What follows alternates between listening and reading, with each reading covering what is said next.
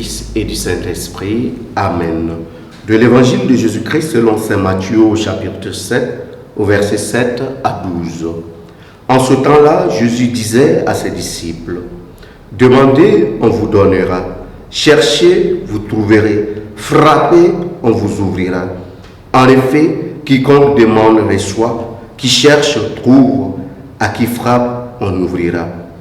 Ou encore, lequel d'entre vous donnera une pierre à son fils quand il lui demande du pain? Ou bien lui donnera un serpent quand il lui demande un poisson? Si donc vous, qui êtes mauvais, vous savez donner de bonnes choses à vos enfants, combien plus votre Père qui est aux cieux donnera-t-il de bonnes choses à ceux qui le lui demandent? Donc, tout ce que vous voudriez que les autres fassent pour vous, faites-le pour eux, vous aussi. Voilà ce que disent la loi et les prophètes.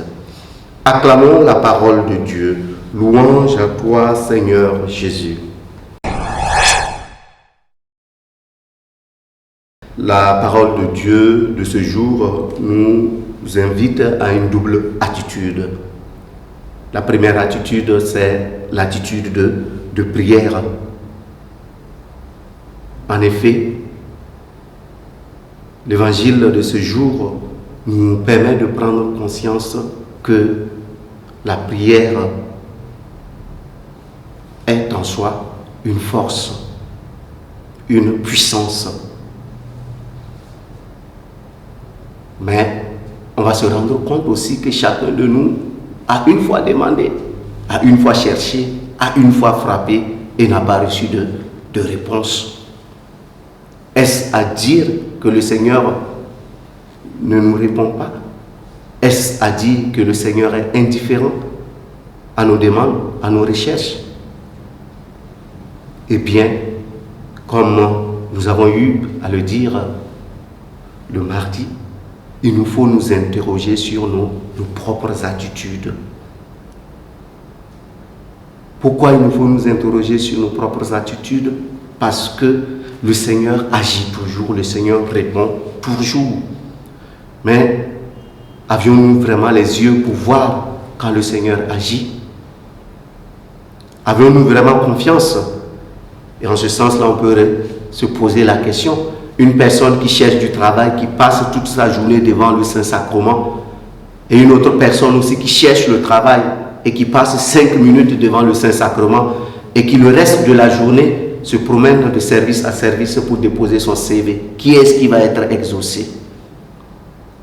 Je pense que vous et moi, vous conviendrez que celui qui a déposé ses CV aura plus de chances de trouver un travail que celui-là qui serait resté 24 heures devant le Saint-Sacrement.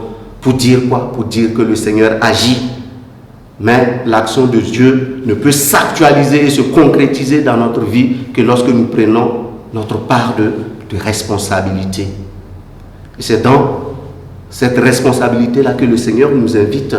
Et c'est ça la seconde partie de l'Évangile. Ce que vous voulez que les autres fassent pour vous, faites-le pour eux. Autrement dit, si nous voulons que la prière se concrétise dans notre vie, eh bien, il nous faut créer les conditions, pour ne pas dire créer ces attitudes en nous qui favorisent justement l'actualisation de la prière, la réalisation de la prière. Car, comme dit quelqu'un, le Seigneur nous donne toujours sa bénédiction. Le Seigneur nous donne toujours sa bénédiction. Mais après, le bonheur dépend de nous. Dépend de nous, pourquoi? Parce que c'est nous qui agissons, c'est nous qui faisons route, c'est nous qui sommes appelés à marcher.